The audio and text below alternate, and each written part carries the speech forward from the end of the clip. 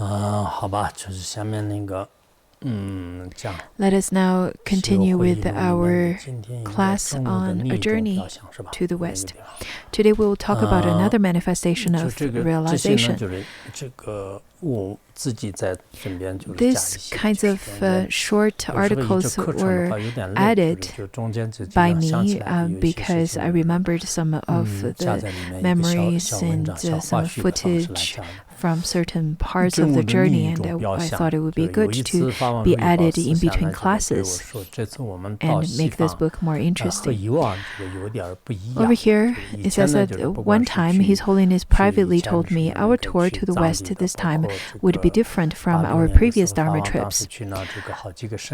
For example, back in 1986, when Phuntsok Rinpoche went to a few different sacred mountains, and back in 1989, Phuntsok Rinpoche went to a few different sacred mountains around the Lhasa area. But that time I didn't go. However, I traveled with him to the sacred mountains in Kham area. Also, Phuntsok Rinpoche reviewed different Dharma not only around those sacred mountains, but reviewed sacred Dharma in India, Nepal, and Bhutan, those kinds of sacred places. Also, at Mount Wutai, in Han region, he also had some pure vision and special meditative experiences in which some teachings spontaneously welled up in his mind. However, since these few Western countries have very short history of several hundred years, and the Buddha as well as Guru Rinpoche had never came to visit here, there would be no Dharma for me to review, he said. I think for United States, only established in 1776 or something, and then Canada was 1982. They used to be colony of United Kingdom for hundreds of years, or some parts were colony of France. So the history was not long at all. Therefore, Phuntsok Rinpoche said that there would be no Dharma for me to review. Plus, the Westerners prefer to be more rational and value realism. They may not give confidence or credence to miraculous experiences. I think some of Westerners do value those miraculous experiences as well. He said that, so I will focus on giving empowerment and teachings this time, and you do not need to prepare for recording or taking notes all the time as you did before. Because in the past, whenever Phuntsok Rinpoche remembered certain kinds of when wisdom appears and spontaneously gushed out of him, I had to get pen and sometimes recorders to record his teachings, and sometimes maybe he suddenly woke up from a dream, and suddenly some wisdom stanzas came out or flow out from his wisdom. I would have to record them, and if there were circumstances I couldn't find my pen or the recorder, and Phuntsok Rinpoche would say that it's already gone, and then I would feel really afraid and also upset. Just as he said, throughout the tour, His Holiness primarily gave empowerment and teachings. He did not display supernatural powers publicly, nor did he review any earth or mind Dharma. He simply interacted with Westerners as a Dharma practitioner and a scholar of Tibetan Buddhism, other than the time when we studied that Buddha Manjushri statue bestowed by Manjushri himself, and the time when he mold a crystal into a Dharma and give it to Gyatso Rinpoche. Other than those times, it was very rare for him to display any miraculous powers. So his particular behavior was very different than that when he made pilgrimage trips in Tibet. Maybe that is also a sign of showing his miraculous powers and different levels of realization. Even though he seldomly demonstrated any miraculous behavior, most most of those who saw his sublime body and heard his voice when teaching the Dharma underwent some small or even dramatic transformation in this life. This is probably due to the power of his profound aspiration of being a great accomplished master. Obviously, His Holiness became very popular among Western people, so we can see that just through ordinary behavior and simple words, great master with solid practice and genuine realization can greatly influence sentient beings and transform their minds. There will be a story about how a young American woman completely transformed her mind after hearing Phuntsok Rinpoche's teachings. We will learn about that later. To ordinary people, it is unimaginable, but in reality, it is a reflection of his inner realization. This is the magnetizing power of great masters with profound inner realization. The next part is the connection with the Nechung protector. When Phuntsok Rinpoche was at Nechung temple, one day, he, at a request of disciples living there, His Holiness composed a short prayer to Nechung protector. The natural manifestation of the mirror-like primordial wisdom, Dharma protector King Nechung, to you and your assemblies I supplicate and make offerings. May you be delighted, and may whatever activities entrusted to you be accomplished swiftly without hindrance. In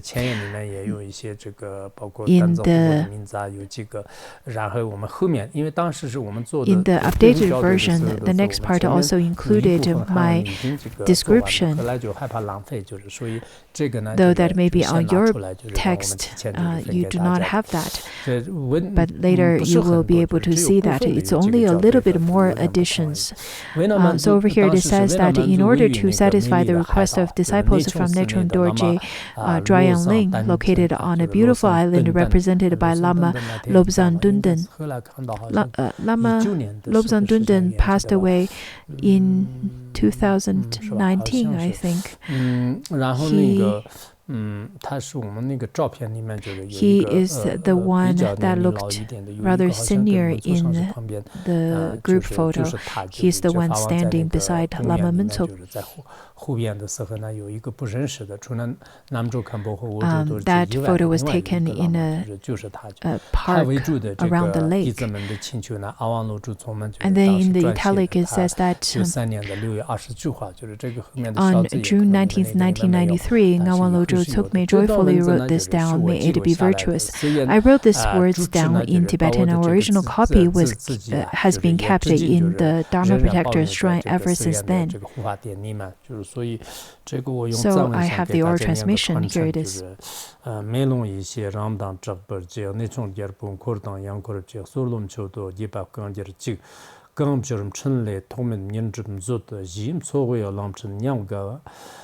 Kopir Nechung Lama Lozang Dondan Zu Chutsukba Namgi Jekung the Ngawang Lochum Tome Perpera Gego Shilo Chirkur Kupchukoksum Lord Datuk Pi Tsenyer Tsepchergalago. Well, this verse, I really hope that you can chant it and practice it often, because this protector has a great connection to Phuntsok Rinpoche. As a lineage disciple of Phuntsok Rinpoche, I'm sure that the protector Nechung also would protect all of us, because he has a great auspicious connections to all of us. His name is also Dorje Jaden. There are lots of history about him. For example, even included in Samye and lots of the verses in Gelupa and in Nimapa traditions, there are histories of this protector. On the 20th morning of June, Choji then bestowed the empowerment for the concise practice of Tenju Ningso. There are the three kinds of Tenju Nyuso, the concise, the middling, and then the vast. That is a term revealed by Tertön Lierpo Rinpa. Before the empowerment, His Holiness touched on his connection with Nechung Protector.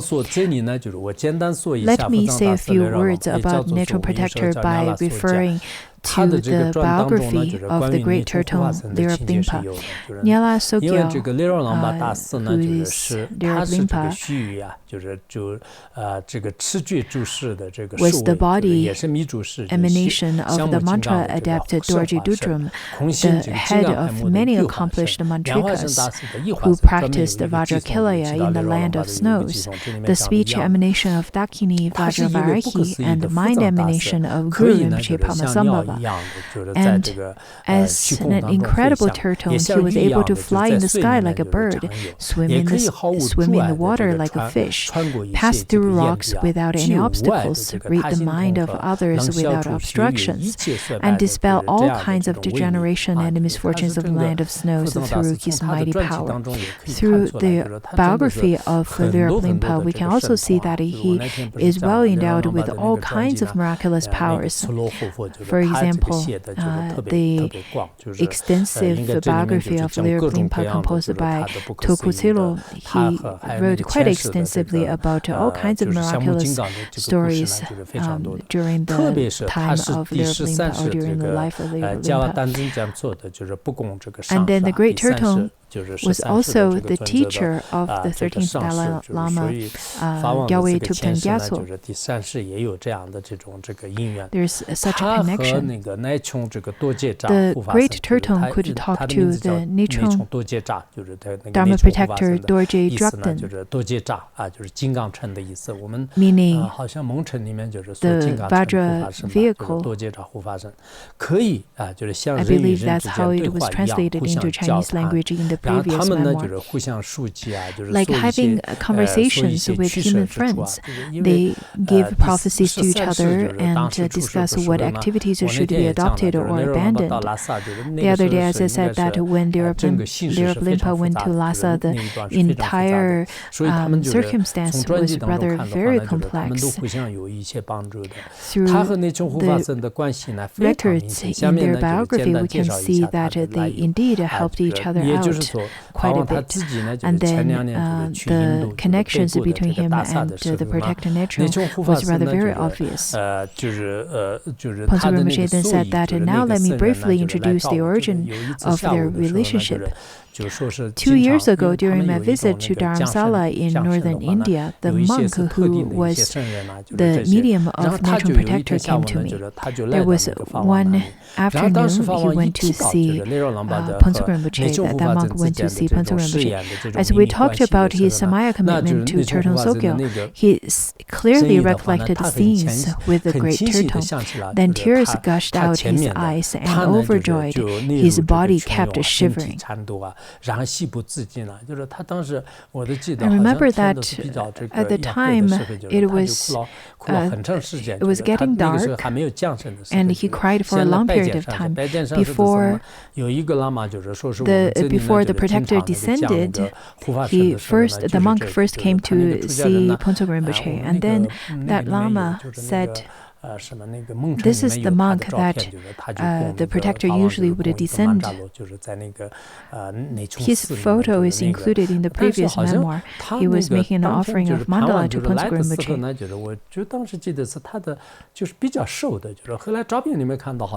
I remembered that from my memory he was rather quite thin, but from the photo it looks like he's not that thin at all. When he first came, he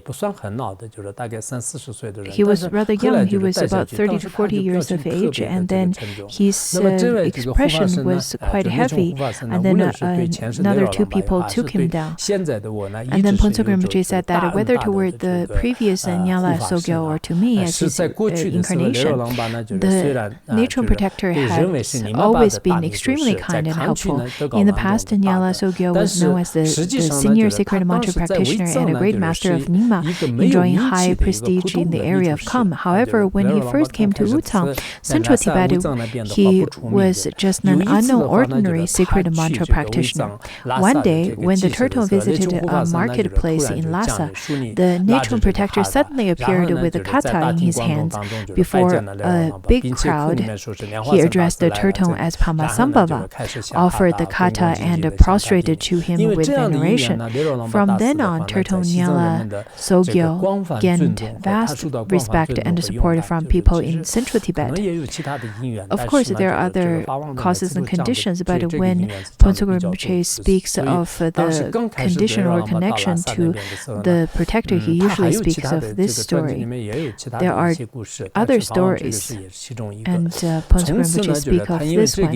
It was also through the effort of a Nechung protector at Nyala Sogyo that Nyala Sogyo was introduced to the Dalai Lama, Gyalwe Thupten Gyatso, who then received teachings from him and also gave teachings to him. Afterward, it was again the Nechung protector who first assisted the turtle to expand his enlightened activities. Similarly, when I offered the Vajrakilya Gukurkma empowerment in Dharamsala, I believe it was on July 20th. It was recorded in the previous memoir, Recollection of the Past Memories. And then the Nechung protector once again descended. When the protector descended, I was rather kind of afraid or scared because it was quite chaotic. The various protectors continuously to descend. He sincerely prostrated to me and then offered me a Buddha statue, a sutra, and a stupa. Afterward, he related our meetings in the previous life, prophesied some things in the future, and gave various praises to me. Some of those predictions can be shared and some can't. Also, some of the teachings, some of the conversation was a bit difficult to understand because he was speaking in Lhasa accent. But in fact, I wrote it down from a recording, but couldn't find that piece of paper that I wrote down the prophecies anymore. Anyhow, because of that, I was also venerated and supported by Tibetans living in that area. During his assistance, my activities have always been vast and prosperous without any obstacles or unfavorable conditions. Now, as I recall all of these, I feel gratitude to Nechung protector since he has been extremely kind and helpful to me. Sometimes Phuntsok Rinpoche would be extremely humble and say that he was not an incarnation of Lira Limpa, and sometimes he naturally acknowledges to everyone that he is the incarnation of Lira Limpa. Before we set off on this tour, one day in the land of snows, a clear thought crossed my mind.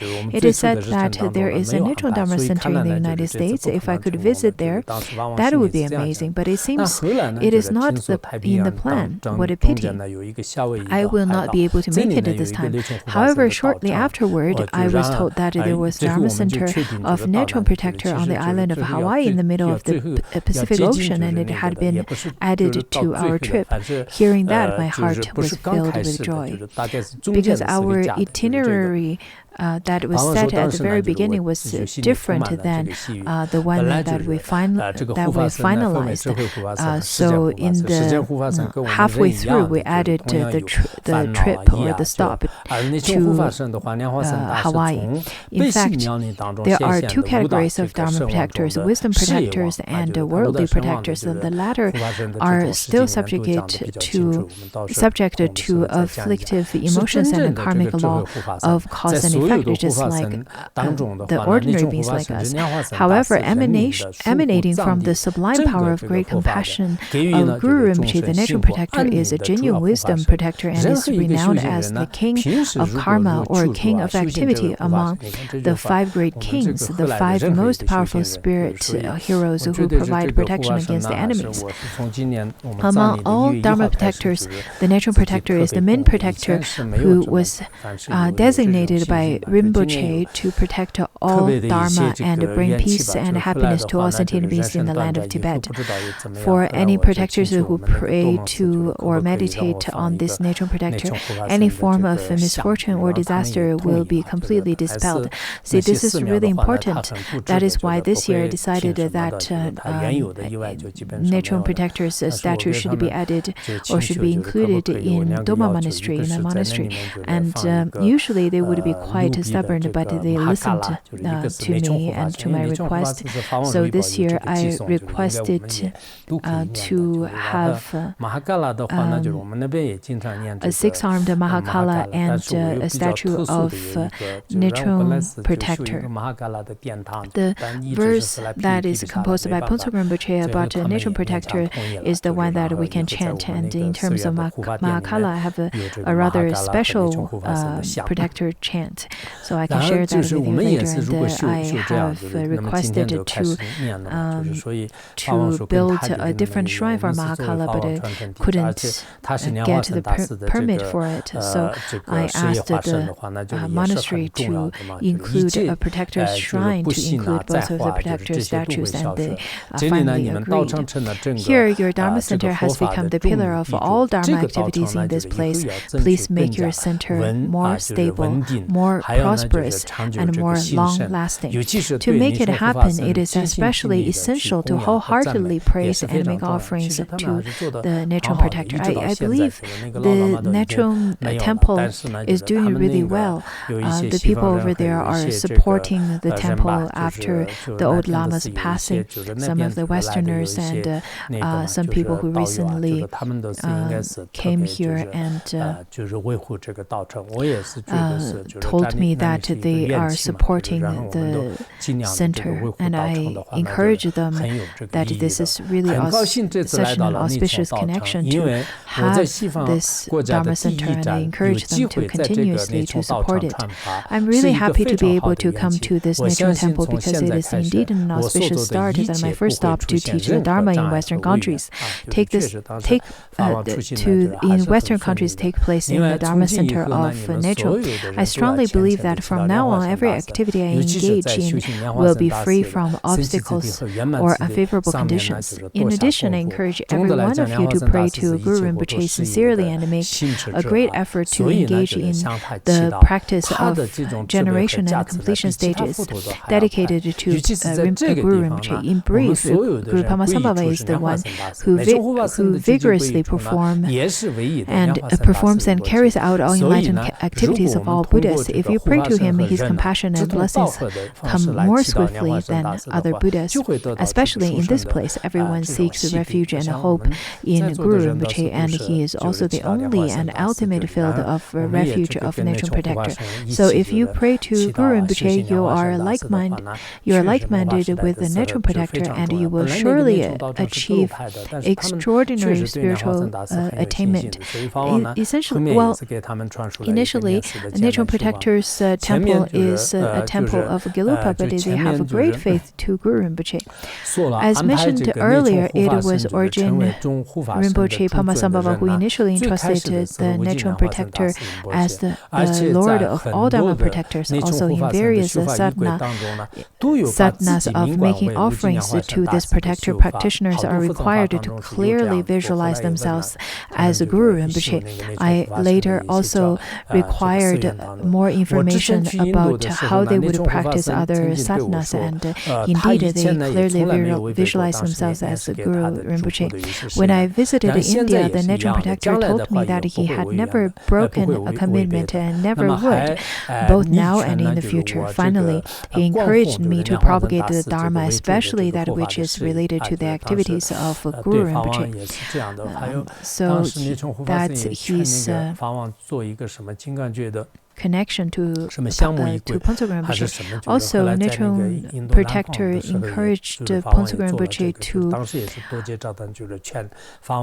to compose a sadhana of subjugating Maras, and Phuntsok Rinpoche did as well. These accounts have been recorded in written format, so you could refer to them if you're interested in knowing them. Some of those are translated into English, and some are also available in Tibetan language. This time I have made some pictures of Nechung protector. I think this would be wonderful. They're a little bit bigger than the bookmarks, and I think this would be a very auspicious coincidence, and it will be distributed to everyone. I don't really want to add more chantings to you, but I think it would be this particular verse composed by Phuntsok Rinpoche to protector Nechung is rather really excellent. If you have faith, I'm sure you will be able to receive the blessings, and it will be really unfathomable for those who have faith, because I think a Nechung protector would be extremely crucial to all of us. Also, this picture is exactly the photo of the statue of the protector at Nechung Temple. 就很好的吧，就是他们应该是就是非常在这方面有这个有研究的，因为他们就一直是修这个嘛。好，今天就是讲到这里了。